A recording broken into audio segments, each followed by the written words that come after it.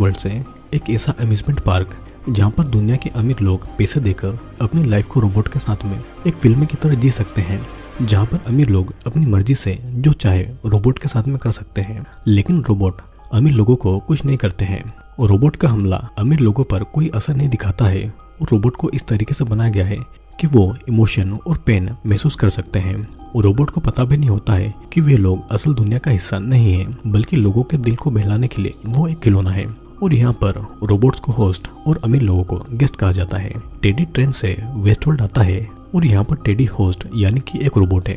वहाँ की दुनिया बिल्कुल एक असली दुनिया की तरह ही थी और टेडी वहाँ पर क्लेमेंटाइन और मेव से मिलता है। वो दोनों ही एक प्रोस्टिट्यूट थी और क्लेमेंटाइन यहाँ पर टेडी को इंटीमेट होने को ऑफर देती है, लेकिन टेडी को उसमें कोई भी इंटरेस्ट नहीं था। टेडी को तो इंटरेस्ट था दूर खड़ी हुई डोलोरस पर। दोनों कपल थे और टेडी बहुत दिनों के बाद में डोलोरस से मिल रहा था। दोनों एक दूसरे से थोड़ी बातचीत करते हैं और फिर टेडी डोलोरस को घर छोड़ने जाता है, लेकिन रास्ते में उनको डोलोरस के घर की तरफ से गोली की आवाज़ें सुनाई देती है। इस तरफ डोलोरस के घर पर डाकू घुस गए थे, जिन्होंने डोलोरस के फादर और उसकी माँ को जान से मार दिया था। फिर कुछ टाइम के बाद में वहाँ पर एक गेस्ट यानी कि अमीर आदमी रोनाल्डो आता है और उन दोनों डाकुओं को मार डालता है। उसी टाइम पर वहाँ पर डोलोरस आती है और अपनी फैमिली को ऐसे मरता हुआ देखकर बहुत ज्यादा दुखी होती है। रोनाल्डो इस गेम को डोलोरस के साथ में बहुत बार खेल चुका था, लेकिन डोलोरस को कुछ भी याद नहीं था। तभी वहाँ पर टेडी आता है और रोनाल्डो पर गोलियां चलाता है, पर यहाँ पर होस्ट गेस्ट को कुछ भी नहीं कर सकते थे। रोनाल्डो टेडी को गोली मारकर डोलोरस को अपने साथ में जबरदस्ती लेकर जाता है और इसके बाद में डोलोरस का उस दिन क्या हुआ ये हमें आगे नहीं दिखाया जाता है। अब अगले दिन गेस्ट के हिसाब से फिर से न्यू स्टोरी के साथ नया दिन शुरू होता है और सभी रोबोट्स को पहली स्टोरी के बारे में कुछ भी याद नहीं था। डोलोरस अपने फादर से कुछ बातें करके घर का सामान लेने अपने घोड़े पर मार्केट जाती है। इस बार भी टेडी ही डोलोरस से मिलता है, लेकिन रास्ते में कुछ लड़के के रोकने पर टेडी की जगह रोनाल्डो डोलोरस से मिलता है। डोलोरस रोनाल्डो की कुछ बातें समझ नहीं पाती है और वो अपने घर की तरफ निकल जाती है। अब इस तरफ वेस्टवर्ल्ड के ऑफिस में डॉक्टर रोबोट ने एक नया सॉफ्टवेयर रोबोट्स पर अपडेट किया है, जिसकी वजह से रोबोट्स को पहले की स्टोरी याद रहेगी। कुछ रोबोट में इस वजह से प्रॉब्लम होती है और उनको ठीक करने के लिए लेबोरेटरी में भेज दिया जाता है। टरासा यहाँ पर सभी प्रोग्राम्स का ध्यान रखती है ताकि सब कुछ ठीक ढंग से चल सके। फिर अगले दिन डोलोरस एक खूबसूरत सी जगह पर पेंटिंग कर रही थी और वहीं पर एक छोटा बच्चा उससे कहता है कि तुम बहुत ही खूबसूरत हो, लेकिन तुम असली नहीं हो। ये बात डोलोरस समझ नहीं पाती है और इस बात पर ज्यादा ध्यान नहीं देती है। अब इसी न्यू अपडेट की वजह से होस्ट वाल्टर को पहले की स्टोरी की सभी बातें याद आने लगती है और पहले उसको जिसने मारा था उनको वो स्टोरी में मारने लगता है। मतलब कि रोबोट का न्यू अपडेट अब काम कर रहा था। दूसरी तरफ रोनाल्डो एक होस्ट फिजी को मार पीट रहा था कुछ बातों को निकलाने के लिए। फिर वो फिजी के सर की चमड़ी को चाकू से काटने लगता है। अब अगले दिन एक न्यू स्टोरी में डोलोरस को पीटर एक फोटो दिखाते हैं। डोलोरस को वो फोटो में कुछ भी अजीब नजर नहीं आता है, क्योंकि डोलोरस को पहले की स्टोरीज में उसके साथ जो कुछ भी हुआ वो उसे अभी कुछ भी याद नहीं था।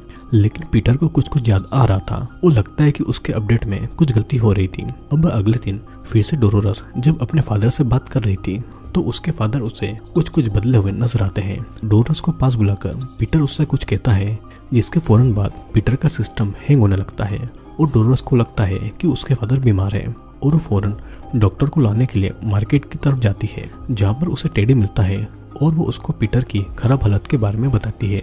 उसी टाइम मार्केट के उस टाउन में हेक्टर नाम का एक डाकू और उसके कई सारे आदमी आकर लोगों पर हमला करते हैं, जिस दौरान गोलीबारी में टेडी मारा जाता है। टेडी की मौत पर डोलोरस बहुत रोती है और हेक्टर टाउन के पैसे लूट कर ले जाता है। हेक्टर के आदमी क्लेमेंटाइन को अपने साथ में ले जाने वाले थे, लेकिन मेव उन डाकुओं को गोली मारकर मार डालती है। अब कहानी खत्म होने के बाद में सभी रोबोट्स को फ्रीज कर दिया जाता है और वेस्टवर्ल्ड के ऑफिस में पीटर को चेक करने के लिए लाया जाता है। डॉक्टर रोबोट पीटर को चेक कर ही रहे थे कि तभी पीटर उनको पकड़कर कहता है कि तुम अपने पाप की सजा के लिए अपने खुद के जेल में ही बंद हो। पीटर यहाँ पर अपनी बेटी डोलोरस के साथ हर कहानी में हो रहे टॉर्चर के लिए नाराज था और पीटर के इस बिहेवियर से बर्नैट बहुत परेशान था। उन लोगों ने ऐसा कोई भी प्रोग्राम पीटर के अंदर नहीं डाला था, तो पीटर को डिसमेंटल करके कहानी से हटा दिया जाता है और उसकी जगह पर किसी नए रोबोट को डोलोरस का फादर बना दिया जाता है। इस तरफ डोरोस से भी पूछताछ की जाती है और एशली को डोरोस बता देती है कि उसके फादर ने उसको कहा था कि इस हिंसा वाले खेलों का अंत भी हिंसा वाला ही होगा, जिसका मतलब डोरोस को नहीं पता था। डोरोस को तो एक बहुत ही स्वीट और सिंपल लड़की की तरह बनाया गया था।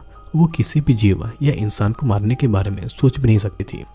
अब अगले दिन फिर से न्यू स्टोरी शुरू होती है, लेकिन इस बार डोरोस के बिहेवियर में एक अजीब चीज हम नोटिस करते हैं। वो स्वीट लड़की उसके गले पर पड़े एक मक्खी को मार डालती है, जिससे कि उसको कोई भी फर्क नहीं पड़ता है, जैसे कि उसके प्रोग्राम को चेंज करके डोरोस को बहुत ही वायलेंट बना दिया गया हो। इधर दूसरी तरफ रोनाल्डो को फिजी के कटे हुए खोपड़ी में एक क्लू मिलता है, और ये क्या है हम इसे आगे जानेंगे। एपिसोड 1 यहाँ पर खत्म होता है। एपिसोड 2 शुरू होता है लोगन और विलियम से। दोनों वेस्ट वर्ल्ड में इन्वेस्टिगेट करना चाहते थे और लोगन बहुत ही अमीर था। उसका तो यही इरादा था कि अपने पैसों की ताकत से रोबोट के साथ में वो कुछ भी करे, लेकिन विलियम ये सब हैवानियत पसंद नहीं करता था। भले ये एक गेम हो, पर वो किसी भी रोबोट के साथ में कोई भी बुरा बिहेव नहीं करता था। किसी भी नई स्टोरी के लिए एक नए रोबोट कैरेक्टर के जोड़ने पर एक नया एडवेंचर शुरू हो जाता है और विलियम और लोगन उसी गेम का हिस्सा बन जाते हैं और टाउन में एक रेस्टोरेंट में खाना खाने जाते हैं, जहाँ पर एक बूढ़ा आदमी जो कि रोबोट था वो आकर खजाना ढूंढने वाले एक एडवेंचर नाटक पर जाने के लिए विलियम से पूछता है और विलियम उसको मना कर देता है।